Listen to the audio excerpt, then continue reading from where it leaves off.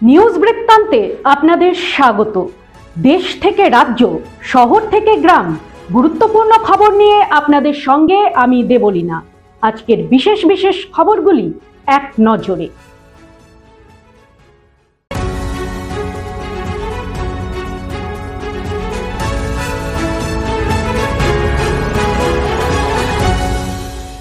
সারাদিনের নিউজ বৃত্তান্ত নিবেদন করছেন প্রিন্ট জুয়েলার্স, সোনা যা সর্বক্ষণে। Agnishwar jewellers, NS road, Raiganj. Shri Dhaka jewellers, Gitanjali cinema হলের বিপরীতে। পশ্চিমবঙ্গে ৩৪ বছরের বামফ্রন্ট শাসনের দ্বিতীয় এবং শেষ মুখ্যমন্ত্রী বুদ্ধদেব ভট্টাচার্যের জীবনাবসান। বয়স হয়েছিল ৮০ বছর। ২০০০ থেকে ২০১১ সাল পর্যন্ত টানা ১১ বছর রাজ্যের মুখ্যমন্ত্রী ছিলেন বুদ্ধদেব বাবু। বৃহস্পতিবার সকালে বুদ্ধদেব বাবুর মৃত্যুর খবর জানান তার সন্তান সুচেতনা ভট্টাচার্য। সকাল ৮টা ২০ পাম এভিনিউয়ের বাড়িতেই তিনি প্রয়াত হন। সূত্রের খবর, বুধবার রাতে বুদ্ধদেব বাবুর শ্বাসকষ্ট বাড়াবাড়ি পর্যায়ে গিয়েছিল। বৃহস্পতিবার সকাল থেকে আবারও অসুস্থ হয়ে পড়েন তিনি। সেই সময়ে তিনি হৃদরোগে আক্রান্ত হন। চিকিৎসকদের খবর দেওয়া হয়, তারা এসে বুদ্ধদেব বাবুকে প্রয়াত বলে ঘোষণা করেন। বুদ্ধদেব ভট্টাচার্য মুখ্যমন্ত্রীত্বে তার পূর্বসূরি জ্যোতি বসুর মতোই মরণোত্তর দেহদান করে গিয়েছেন। তিনি পলিট ব্যুরোর সদস্য ছিলেন, ফলে দিল্লির নেতাদেরও তার শেষ যাত্রায় একটা ভূমিকা থাকবে। আপাতত পাম এভিনিউয়ের ২ কামরার ফ্ল্যাটেই তার মরদেহ রাখা হয়েছে। নির্ধারিত সময়ে বিদ্যালয় না খোলায় বিক্ষোভ স্থানীয় বাসিন্দাদের। রায়গঞ্জের টেনোহরি জুনিয়র হাই স্কুলে বৃহস্পতিবার ১১টা বেজে গেলেও বিদ্যালয় না খোলায় উত্তেজনা ছড়ায় এলাকায়। স্থানীয় বাসিন্দাদের অভিযোগ, এদিন বেলা ১১টা পর্যন্ত বিদ্যালয় খোলা হয়নি। ছাত্রছাত্রীরা বৃষ্টির মধ্যে বাইরে দাঁড়িয়ে ভিজছিল। বিদ্যালয়ের একজন কর্মী ১১টার কিছু পরে বিদ্যালয়ে আসেন। প্রধান শিক্ষক ও অন্যান্য শিক্ষকরা তারপরে এসে পৌঁছান। এ বিষয়ে প্রধান শিক্ষককে জিজ্ঞাসা করা হলে তিনি দুর্ব্যবহার করেন বলে অভিযোগ বাসিন্দাদের। এ বিষয়ে জিজ্ঞেস করা হলে প্রধান শিক্ষক সঞ্জীবন কুমার দাস বলেন, শূন্য থেকে এই বিদ্যালয়কে এই জায়গায় নিয়ে এসেছি, সে কারণে সমাজ বিরোধীদের হাতে মার খেতে হয়েছে ২-৩ বার। আজ এখানে যারা এসেছে তারা কেউ অভিভাবক বা বিদ্যালয়ের শুভাকাঙ্ক্ষী নন বলে জানান তিনি বলেন, বিদ্যালয়ে ১২টা থেকে পরীক্ষা শুরু হবে বলে এদিন একটু দেরি করে এসেছেন শিক্ষকরা। পরীক্ষার দিনে এভাবে নির্ধারিত ১১টার পরে স্কুল খোলার নির্দেশিকা রয়েছে কিনা তা জিজ্ঞেস করা হলে তিনি অবশ্য জানান সেরকম কোনো নির্দেশিকা নেই। প্রতিবেশী রাষ্ট্র বাংলাদেশে বিগত কয়েক মাস ধরে ঘটে চলা সামাজিক রাজনৈতিক পরিস্থিতি এবং অকস্মাৎ পট পরিবর্তনের ঘটনার জের ধরে বুধবার দুপুরে বিশ্ব হিন্দু পরিষদ উত্তর দিনাজপুর জেলার পক্ষ থেকে তাদের সভাকক্ষে একটি সাংবাদিক সম্মেলনের আয়োজন করা হয়। তাদের অভিযোগ, ছাত্র আন্দোলনের নামে বাংলাদেশের পথসভা ও জনসভায় একাধিকবার ভারত বিরোধী স্লোগান ও প্রচ্ছন্ন হুমকি এই আন্দোলনের প্রকৃত স্বরূপ সম্পর্কে দ্বিধাগ্রস্ত করছে তাদের।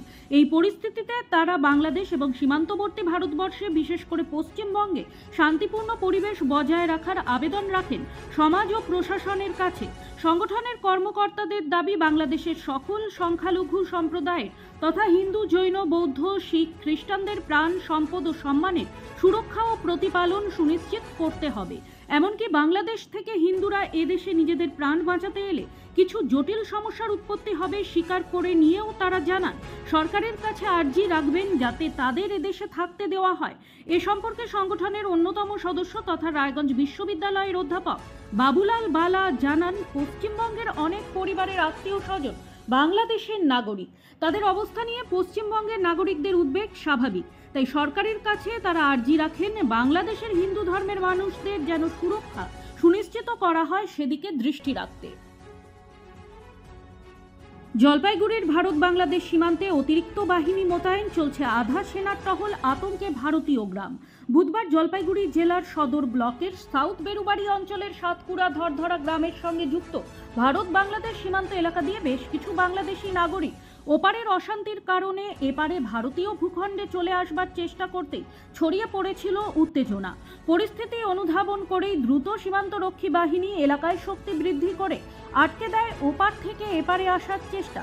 বৃহস্পতিবার সকাল থেকেই পরিস্থিতি স্বাভাবিক থাকলেও সাউথ বেরুবাড়ি ভারত বাংলাদেশ সীমান্তে নজরদারি আরও বৃদ্ধি করা হয়েছে বলে এদিন জানালেন সীমান্ত বরাবর টহলরত ভারতীয় আধা সেনা বিএসএফ এর জনৈক আধিকারিক।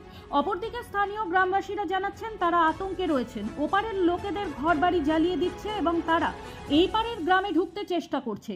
তবে এখন বিএসএফ বাহিনী গ্রামে টহল দিচ্ছে বলে তারা একটু শান্তিতে আছেন বলে জানালেন।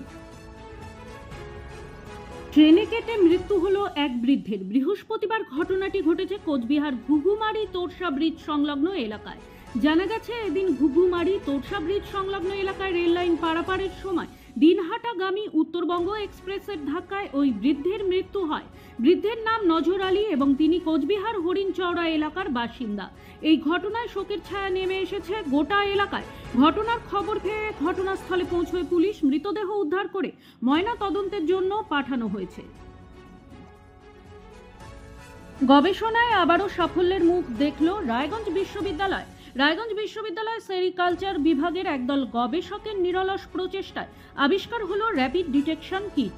রেশম মথের প্রভাব বিস্তারকারী দুই প্রধান ক্ষতিকারক ব্যাকটেরিয়া হলো সিউডোমোনাস এবং স্টেফাইলোকক্কাস প্রজাতির ব্যাকটেরিয়া। এই দুই ব্যাকটেরিয়ার আক্রমণে রেশম চাষে প্রতি বছর ব্যাপক আর্থিক ক্ষতির মুখ দেখেন চাষিরা। এতদিন এই দুই ব্যাকটেরিয়ার দ্বারা সৃষ্ট রোগ নির্ণয় ছিল সময় সাপেক্ষ, ব্যয়বহুল, কিন্তু অতি সহজে এবং স্বল্প মূল্যে র্যাপিড ডিটেকশন কিট ব্যবহারের মাধ্যমে রেশম মথের ব্যাকটেরিয়া সংক্রমণ খুব সহজেই নির্ধারণ করার পদ্ধতি আবিষ্কার করলেন রায়গঞ্জ বিশ্ববিদ্যালয়ের সেরিকালচার বিভাগের একদল গবেষক। গবেষক ছাত্র ঋত্বিক মণ্ডল জানান এই বিষয়ে একটি পেটেন্ট ফাইল করা হয়েছে এবং ইতিমধ্যেই গত 5 জুলাই ইন্ডিয়ান পেটেন্ট জার্নালে সেই গবেষণার বিষয়বস্তু প্রকাশিত হয়েছে।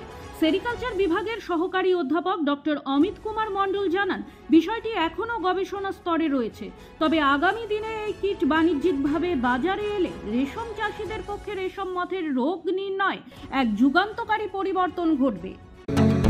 প্রতিদিনের প্রতি মুহূর্তের খবরের আপডেট পেতে চোখ রাখুন নিউজ বৃত্তান্তের ফেসবুক পেজে। সাবস্ক্রাইব করুন নিউজ বৃত্তান্ত ইউটিউব চ্যানেলকে।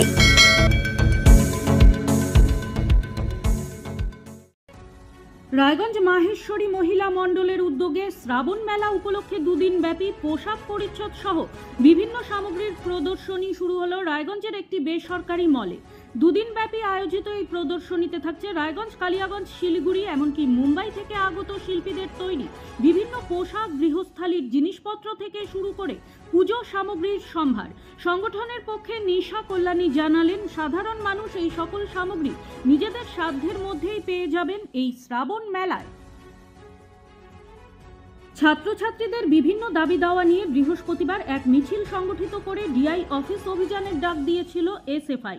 পশ্চিমবঙ্গের প্রাক্তন মুখ্যমন্ত্রীর আকস্মিক মৃত্যুতে এই অভিযান আপাতত বাতিল করে তাকে শ্রদ্ধা নিবেদন করেন এসএফআই নেতৃত্বরা।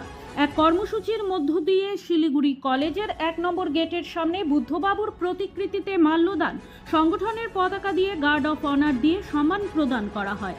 এরপর এক সংক্ষিপ্ত অনুষ্ঠানে এসএফআই এর সভাপতি তন্ময় অধিকারী, সম্পাদক অঙ্কিত দে সহ জেলার অন্যান্য নেতৃত্বরা প্রাক্তন মুখ্যমন্ত্রীকে শ্রদ্ধা নিবেদন করেন। এক বিবৃতিতে জেলা সম্পাদক অঙ্কিত দে জানান তাদের নেতা প্রাক্তন মুখ্যমন্ত্রী সবসময় ছাত্র যুবদের কথা চিন্তা করতেন। রাজ্য জুড়ে বামপন্থীদের সকল কর্মসূচি বাতিল ঘোষণা করা হয়েছে। আগামীতে সব আলোচনা করে জানিয়ে দেওয়া হবে বলে জানান উপস্থিত নেতৃত্বরা।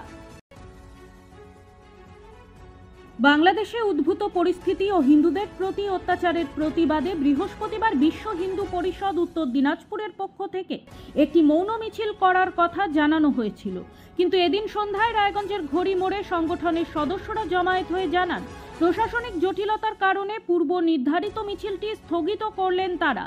সংগঠনের উত্তর দিনাজপুর জেলা সভাপতি বিজয় কৃষ্ণ তালুকদার জানান প্রশাসনের কাছে মিছিলের অনুমতি নিতে গেলে এই পরিস্থিতিতে মিছিল করতে বারণ করা হয় প্রশাসনের পক্ষ থেকে। তবে কর্মসূচিতে পিছিয়ে যাননি তারা। প্রশাসনের কথা মাথায় রেখে এদিন মিছিল না করলেও আগামী সপ্তাহের মধ্যে প্রতিবাদ কর্মসূচি পালন করার পরিকল্পনা নেওয়া হবে বলেও জানিয়েছেন তিনি। সারাদিনের নিউজ বৃত্তান্ত আজ এই পর্যন্তই। দেখতে থাকুন, সঙ্গে থাকুন, চোখ রাখুন নিউজ বৃত্তান্তে। নিউজ বৃত্তান্ত, হলুদ নয়, স্বচ্ছ।